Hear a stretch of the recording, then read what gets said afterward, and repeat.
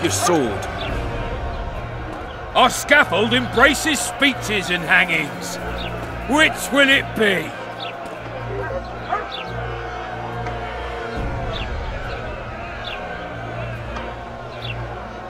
Are you in command here? Forgive me.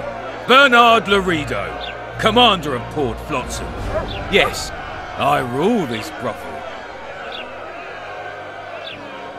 You have no right to hang them. Interesting. Because I'm the law in Flotsam. I take issue with that. Vernon Roach, officer of the King. Well, well.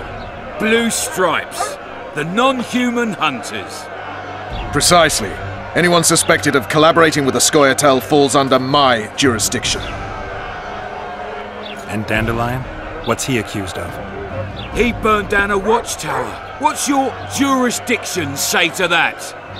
I thought so. Is that true? It might have looked that way, but I swear it wasn't my fault. I'd rather give you a thief. Relax. I'm joking.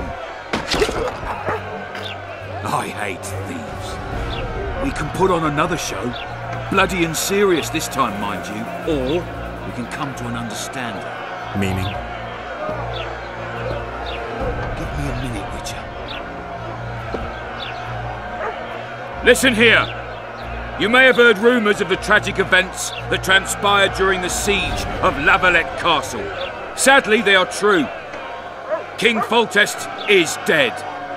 It's likely that Scoia'tael had a hand in this heinous murder. So you see, none of you can feel safe. That is why today, wagons with armaments will roll out into Flotsam streets. I hereby declare a state of emergency. Await orders. Prepare to fight. And ready yourselves to avenge your fallen king. Now disperse. Go to your homes.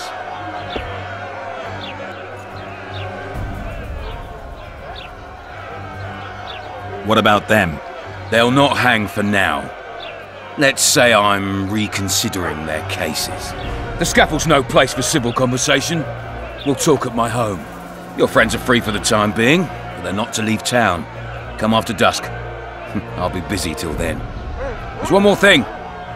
Welcome to Flotsam, Witcher.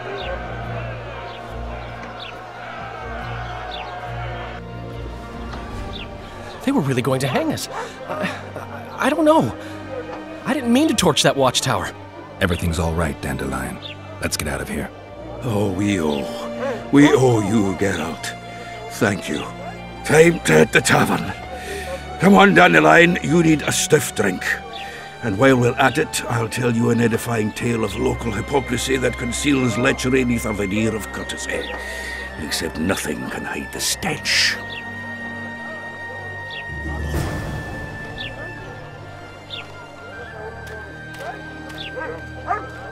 Chins up, lads. Not long to the end of our shift. My legs hurt. Your arse will too in a minute.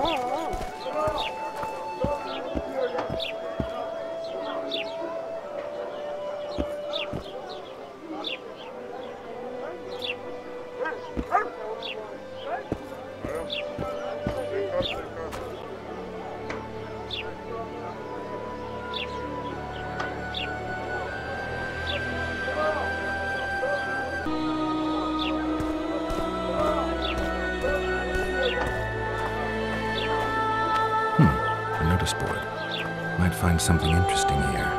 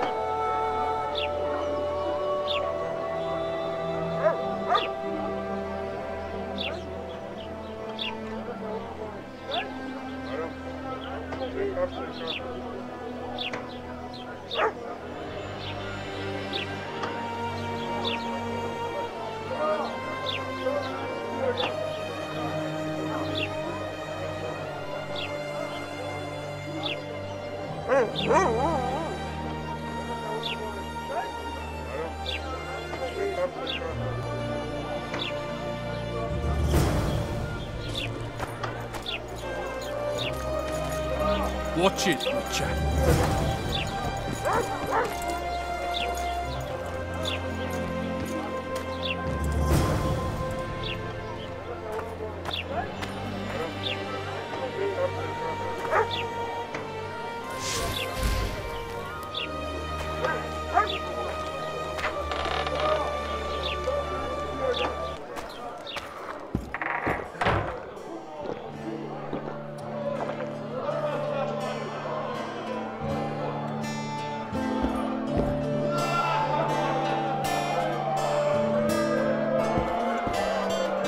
A pleasure to see you. I believe we met in Vizima.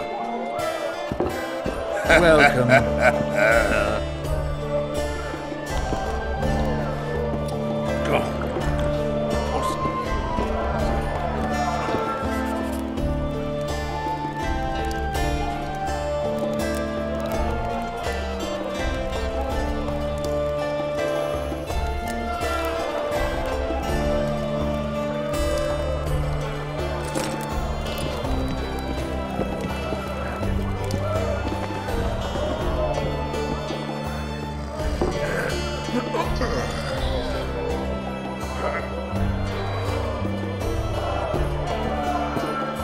Look, people! Wonders and miracles! How's it living with Roach's soldiers? Splendid. I know every shit joke that anyone's ever thought up. Plus, I've learned how to burp out the official title of the Emperor of Nilfgaard without reaching for beer. Shorty's told me about his 16 children, all named after Temerian troop divisions, and I know his nickname has nothing to do with his manhood. Nice to know that you care, though. Glad to see you in a good mood. I think I actually like them.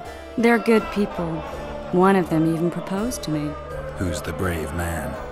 Sorry, that's a secret. And here I thought Roach's boys had an ounce of respect for me. The massacre in Rivia, it came back to me, I remember. The angry mob murdering non-humans, a young boy with a pitchfork. Anything else? Death, or a state close to it, I'm not sure. I felt life draining out of me. I was there. I arrived a moment later. Too late. Don't worry, Triss. They're only memories. We have bigger problems to tackle now. Something tells me that in recovering my memory, I'll find out a lot about what we're dealing with now.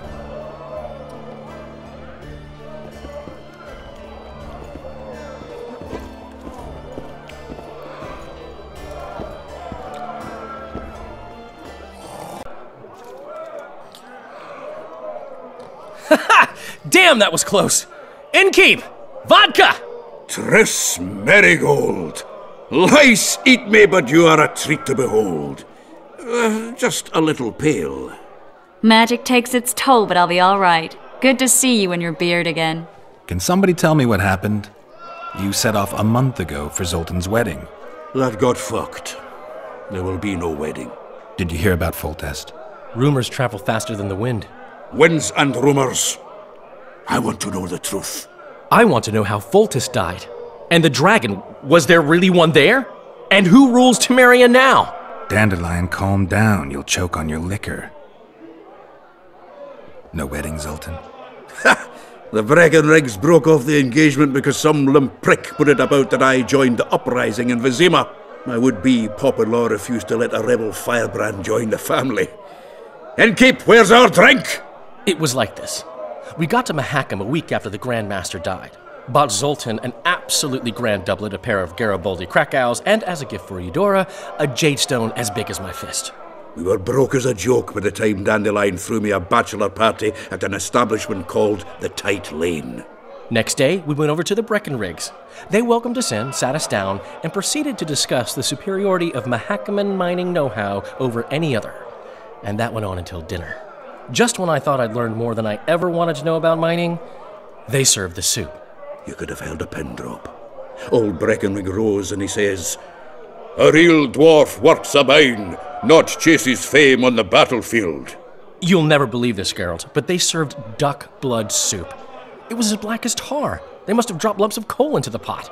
Eat, Breckenrick says, then proceeded to slop 2 full bowls of the shite. Old goat. Hope his mind caves in on his head.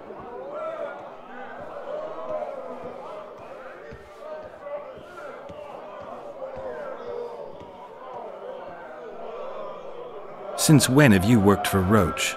Hey, nobody said a word when you went out to save Temeria from the Grand Master and his mutants. Relax, Dandelion. I was just asking. Do what you want. You're an adult, kind of. That wasn't very supportive. Laugh away. At least I decided to do something constructive. You used to spy for Redania. Now you're spying for Temeria. Some might call you a traitor. Ever tried to live off of poetry alone? The truth is, I'm a citizen of the world. As long as I don't serve Emperor Emhyr, I'm not doing any harm. Leave him be, Geralt. He'll play the spy a bit, get bored, and drop it. You know how he is. Laredo said you're working with the Scoia'tael, Zoltan. I have done many things in my life, Geralt, but I have never stooped to banditry. The Scoia'tael don't consider themselves bandits. But I am no Scoia'tael.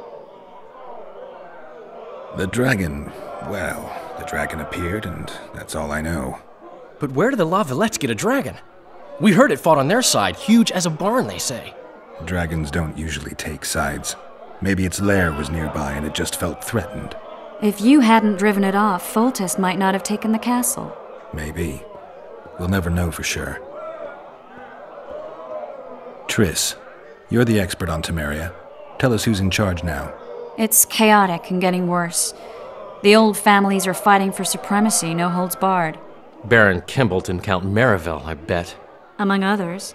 After the assassination, while Geralt was in the dungeon, the lords convened in a field near La Valette Castle to choose a new ruler. 3 days they debated, and it looked more like a bazaar than a meeting of nobles. Except the trade was in court and ministry positions, spheres of influence, royal privileges. Ha! Humans. In spite of several duels and 2 poisonings, no king was chosen. Civil war was in the air. Did they ultimately resolve anything? No. It ended as usual.